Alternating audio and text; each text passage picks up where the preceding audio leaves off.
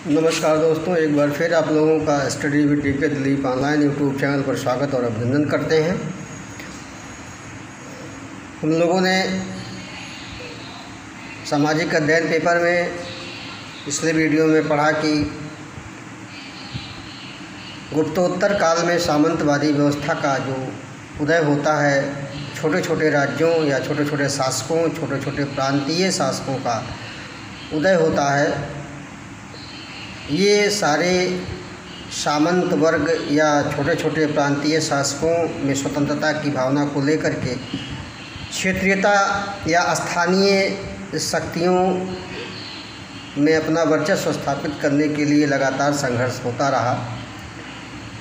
और इस क्रम में हमने जो है देखा कि प्रतिहार वंश जो है कैसे कन्नौज पर शासन करता है, जिनमें हरिश्चंद्र द्वारा प्रतिहार वंश की स्थापना की जाती है। और इसका जो वास्तविक संस्थापक था नागभट्ट प्रथम तथा नागभट्ट द्वितीय या मिहिर भोज, वत्सराज इत्यादि लोगों ने जो है अपनी शासन सत्ता को बनाए रखा और साम्राज्य विस्तार लगातार करते रहे। इसके साथ साथ सांस्कृतिक उपलब्धियों को भी हमने देखा उनके कि कैसे राजशेखर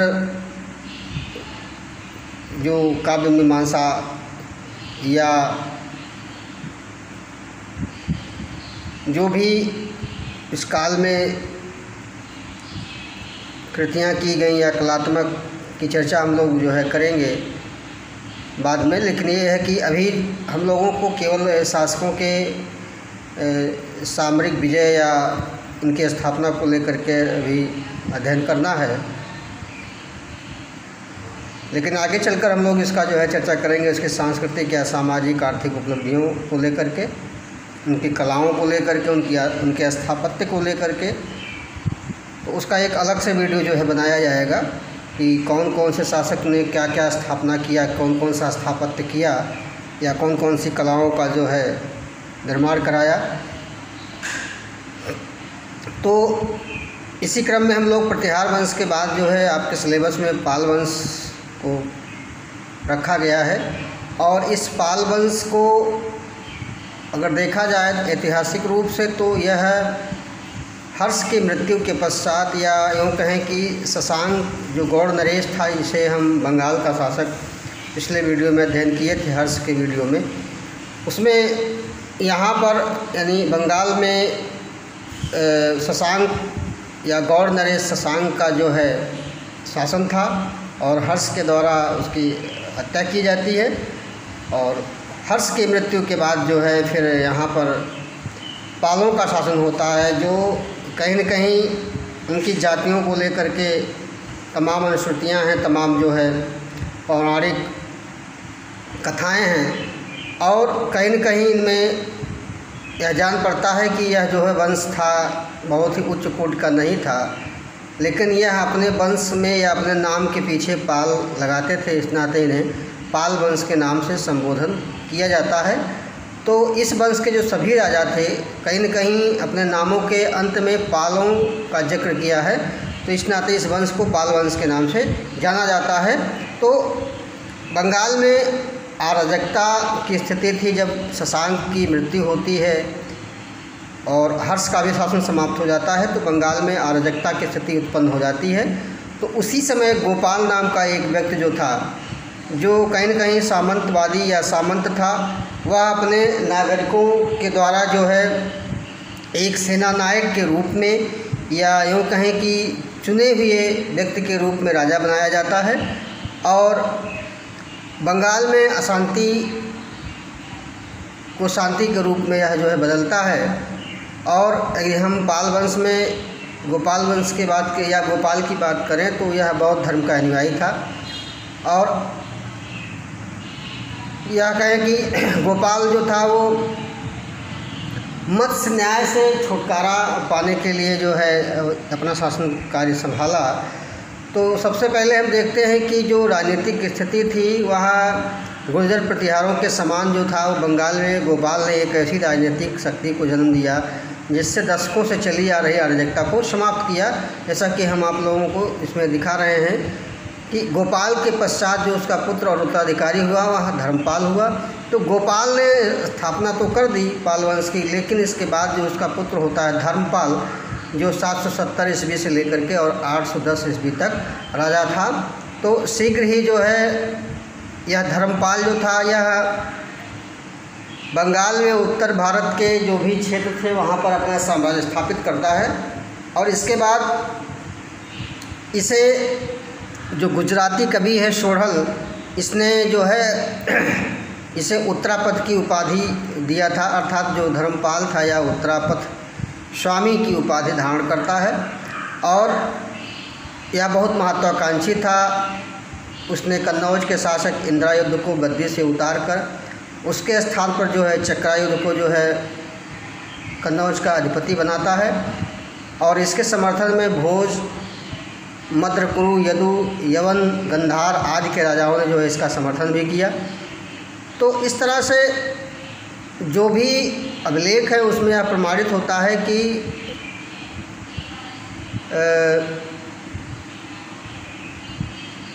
धर्मपाल जो था वह कहीं न कहीं चक्रायुध की सहायता के लिए या चक्रायुध को स्थापित करने के लिए अपना जो है सामरिक अभियान जो है कन्नौज की ओर बढ़ाया था। तो इस तरह से धर्मपाल जो था वह कहीं न कहीं अपने पराक्रम से उत्तरापथ का या उत्तर भारत का जो स्वामी बन बैठा। तो इसको गुजराती कवि सोढ़ल ने जो है इसकी उपाधि दी थी। तो हम यूँ कहें कि धर्मपाल अपने पूर्वजों के भांति ही अपने शासन को बढ़ाया और अपने पूर्वजों के भांति जो है इसने बौद्ध धर्म को ही जो है ग्रहण किया। और उसने जो है बिहार में, जैसा कि हम लोग पढ़ते आते हैं कि बिहार में भागलपुर के समीप गंगा नदी के किनारे इसने विक्रमशिला नामक एक विहार का निर्माण करवाया था। तो और जो बाद में एक नालंदा की भांति एक महान विश्वविद्यालय या विक्रमशिला विश्वविद्यालय के नाम से जाना जाता है। तो धर्मपाल के द्वारा जो विक्रमशिला विहार था वह आज के समय में विक्रमशिला विश्वविद्यालय के रूप में हम लोग जानते हैं। तो यह धर्मपाल के द्वारा ही बनवाया गया था। और इस धर्मपाल की शक्तियों में यदि हम देखें तो इसी के दरबार में अगर हम इसके सांस्कृतिक उपलब्धियों को देखें तो उसके राज्यसभा में हरिभद्र जो है निवास करता था। और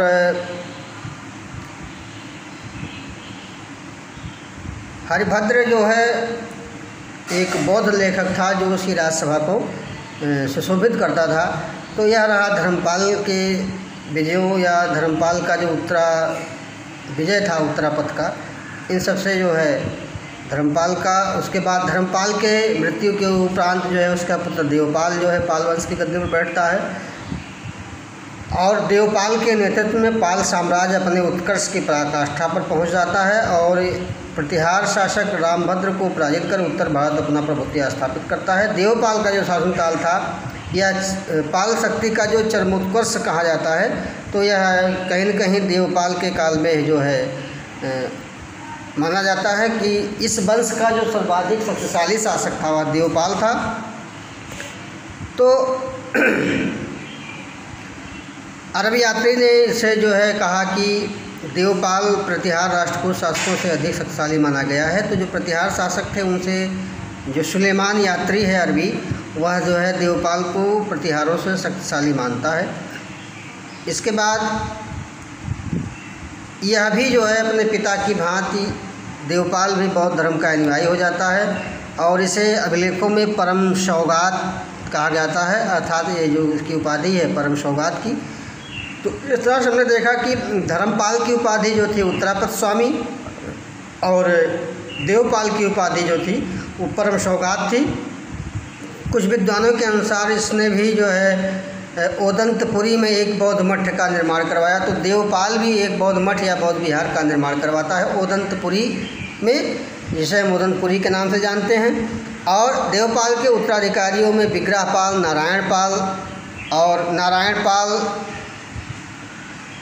जो है बहुत ही शांत स्वभाव का था। वह अपने सिंहासन को त्याग करके जो है संन्यास ग्रहण कर लेता है, अर्थात बौद्ध धर्म को अपना लेता है वह।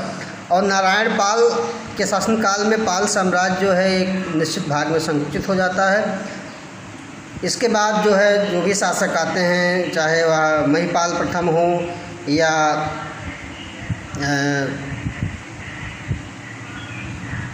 महिपाल प्रथम हो या फिर विग्रहपाल द्वितीय हों, राजपाल गोपाल द्वितीय हों, तो इन सारे शासकों के क्रम में जो है पाल वंश का जो है कहीं न कहीं शक्ति क्षीण हो जाती है और उनका जो शासन था वह कहीं न कहीं समाप्ति की ओर होता है। लेकिन बीच में एक ऐसा शासक आता है महिपाल प्रथम, जो एक शक्तिशाली के शासन के रूप में आसीन होता है, अर्थात पाल वंश को दोबारा स्थापित करने का श्रेय जो था वह महिपाल प्रथम को था और महिपाल ने पुनः अपने वंश की खोई हुई प्रतिष्ठा स्थापित करने में जुट गया और शीघ्र ही वह क्या किया कि बंगाल के विद्रोहियों का दमन किया और संपूर्ण उत्तरी तथा पूर्वी बंगाल को उसने जीत लिया, अर्थात उत्तर से लेकर के और पूरब का जो हिस्सा था पूरा बंगाल का, उस क्षेत्र को उसने महिपाल प्रथम ने जीता। इसके बाद महिपाल के बाद जो है जयपाल विग्रहपाल तृतीय आदि शासकों का नाम मिलता है, जो कहीं न कहीं अयोग्य सिद्ध हुए, निर्बल सिद्ध हुए और इसी निर्बलता के कारण जो है 12वीं शताब्दी के अंत में बंगाल का पाल राजवंश जो है क्षीण हो जाता है और बंगाल का शासन सेन वंश के राजवंशों या राजाओं के हाथ में चला जाता है। तो पालों के काल में यदि हम देखें कुछ मुख्य बातें अगर, तो जो हिंदू काव्य में दायभाग है, हिंदू काव्य में जो दायभाग है उसका जन्मदाता जीमूत वाहन को माना जाता है और यह पाल शासकों के संरक्षण में था, अर्थात जीमूत वाहन जो है वो पाल शासकों का संरक्षण प्रदान कराया गया था, उसको प्राप्त था। तो एक तो क्षीण होती हुई शक्ति या साम्राज्य को जो है महिपाल ने अपना बचाया, महिपाल फिर से स्थापित करता है। और पाल कलाओं की बात करें तो पाल में कलाओं जो थी वह कहीं न कहीं विक्रमशिला या उदंतपुरी मठ और हरिभद्र या जो लेखक हैं उनके, तो इस तरह से सांस्कृतिक उपलब्धियों में इन सारी चीज़ें हैं। बाद में हम लोग अगले वीडियो में चर्चा करेंगे कि कौन कौन से शासकों ने क्या क्या स्थापना करवाया, कौन कौन सी उपलब्धियां थी उनकी विशेष रूप से। तो इसमें यदि हम लोग जो है एक चीज़ और देखें कि जो नारायण पाल था वह शैव धर्म का अनुयायी था, उसने शैव मंदिरों को जो है दान दिया और तमाम मंदिरों का निर्माण करवाया। तो इस तरह से जो नारायण पाल था वह बौद्ध धर्म को त्याग करके कहीं न कहीं जो है शैव मंदिरों या शैव धर्म का जो है अनुयायी था। इसके बाद अगर महिपाल की बात करें तो यह जो है पाल राज्य का दूसरा संस्थापक माना जाता है। इसके बाद जो है यदि हम अंतिम शासक की बात करें तो रामपाल की मृत्यु के पश्चात क्रमशः कुमारपाल, मदनपाल, गोविंदपाल शासक इत्यादि हुए जो कहीं न कहीं निर्बल थे। तो पाल शासकों का जो शासन था वह लगभग जो है 400 वर्ष तक चला और बंगाल में एक अत्यंत शक्तिशाली शासक के रूप में इनका जो प्रदेश था वह कहीं न कहीं पाल काल का धर्म के क्षेत्र में या कला के क्षेत्र में, साहित्य के क्षेत्र में बड़ा इनका अनुराग था। और बौद्ध धर्म का जो प्रचार प्रसार इस क्षेत्र में या इस काल में बहुत ही फला फूला। इसने नेपाल, तिब्बत आदि सीमावर्ती राज्यों में भी इसका बड़ा प्रचार करवाया था और अनेक विहारों का निर्माण करवाया, बिहारों में दान दिया, मंदिरों का निर्माण, तालाबों का निर्माण।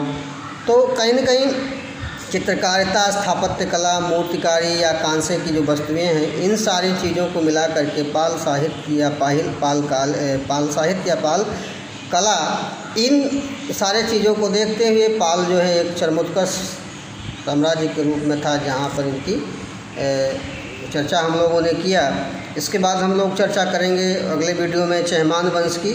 तो चहमान वंश जो था वो कहीं न कहीं अजमेर के पास या वर्तमान में अजमेर क्षेत्र है, इस क्षेत्र में चौहानों का शासन होता है और इन चौहानों की बात हम लोग आल्हा खंड में या जो एक आल्हा के रूप में सुना जाता है वह लोकगीत है। इसमें हम लोग भी इसमें चौहानों के बारे में सुनते हैं कि पृथ्वीराज चौहान थे या और जो इसमें थे विग्रहराज विशलदेव थे।